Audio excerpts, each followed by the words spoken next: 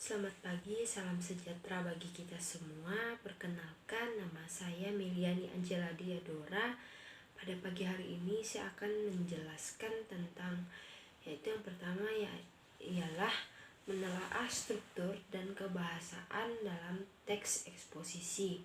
Dan yang kedua adalah menyusun teks eksposisi. Tujuan pembelajaran kita yaitu adalah kita diharapkan dapat mengungkapkan struktur teks eksposisi, dan yang kedua dapat membandingkan kebahasaan dua teks eksposisi, dan yang ketiga adalah kita dapat menentukan gagasan pokok dan gagasan penjelas dalam teks eksposisi, dan yang terakhir adalah kita dapat menyusun ulang gagasan ke dalam teks eksposisi. Baiklah, yang pertama saya akan menjelaskan tentang menelaah struktur dan kebahasaan dalam teks eksposisi. Teks eksposisi setelah dipelajari, saya harapkan para siswa dapat mampu mengungkapkan teks eksposisi, dan yang kedua adalah dapat membandingkan kebahasaan dua teks eksposisi. Yang pertama adalah mengungkapkan struktur teks eksposisi. Teks eksposisi merupakan teks yang dibangun oleh pendapat atau opini yang sejalan dengan isi teks eksposisi. Struktur eksposisi meliputi sebagai berikut. Yang pertama adalah tesis atau pernyataan pendapat, dan yang kedua adalah argumentasi, dan yang ketiga adalah penegasan ulang. Kemudian kita dapat menyajikan gagasan dalam bentuk teks eksposisi.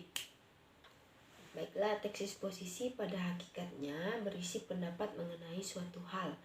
Pendapat tersebut tentunya didukung oleh alasan atau yang disebut juga sebagai argumentasi yang tepat dan logis sehingga dapat diterima oleh pembaca. Untuk itu, sebelum menulis teks eksposisi, Anda harus memiliki pendapat tentang suatu hal beserta argumen-argumennya. Argumen tersebut bisa disesuaikan kebutuhan, bisa 2, bisa 3, dan 4, dan seterusnya. Sebelum menulis teks eksposisi, Anda harus mengetahui syarat-syarat teks eksposisi tersebut. Baiklah, adapun syarat-syarat tersebut sebagai berikut. Yang pertama adalah penulis teks berusaha menjelaskan suatu pokok persoalan secara objektif. Tidak ada unsur-unsur emosional dan subjektif. Penulisan sama sekali tidak berusaha membangkitkan emosi pembaca. Dan yang kedua adalah penulis teks tidak bermaksud memengaruhi pembaca atas pendapat yang ia tulis. Dan yang ketiga adalah gaya penulisan bersifat informatif. Penulis menguraikan objek dengan jelas sehingga pembaca memahami maksud dari teks eksposisi tersebut.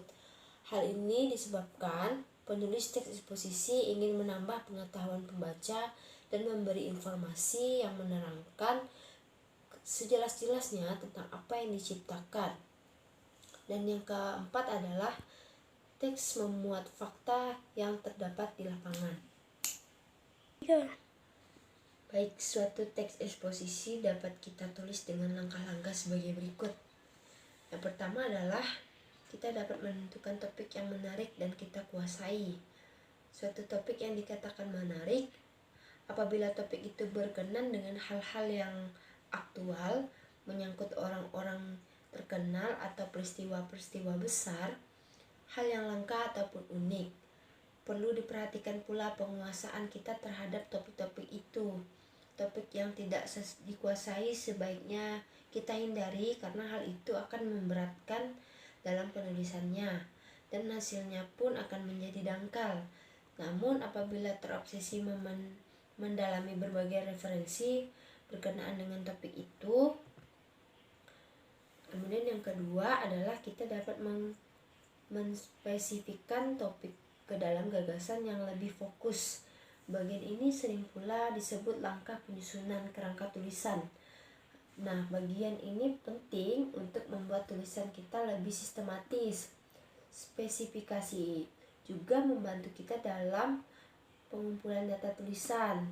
Kemudian bahan-bahan yang perlu kita baca adalah bahan-bahan yang sesuai dengan pencarian gagasan-gagasan itu. Dan yang ketiga adalah kita dapat mempertimbangkan sasaran pembaca. Langkah ini tidak boleh kita abaikan sebab akan berpengaruh pada kedalaman dan keluasan isi tulisan, termasuk pada pilihan kata yang kita gunakan. Tulisan yang ditunjukkan pada pelajar remaja perlu lebih mendalam pembahasannya dibandingkan dengan tulisan yang ditunjukkan oleh pelajaran anak-anak. Begitupun dengan bahasanya, untuk anak-anak harus lebih sederhana dibandingkan dengan bahasa remaja ataupun orang dewasa. Dan yang keempat adalah mengumpulkan bahan. Teks eksposisi sangat mempengaruhi kejelasan dalam penulisannya. Suatu tulisan akan jelas apabila kita memiliki keluasan ilmu pengetahuan yang sesuai dengan topik tulisan itu. Hal-hal yang dianggap kurang dan perlu kita cari dari berbagai sumber, hal itu baik itu dari buku, majalah, surat kabar, ataupun internet. Catatlah hal yang harus dianggap penting, jangan lupa dituliskan pula pada sumbernya. Kita pun dapat bertanya kepada orang-orang yang kita anggap ahli dan yang berkenaan dengan bidang yang akan kita tulis. Dan yang kelima adalah mengembangkan kerangka menjadi tulisan secara lengkap dan utuh.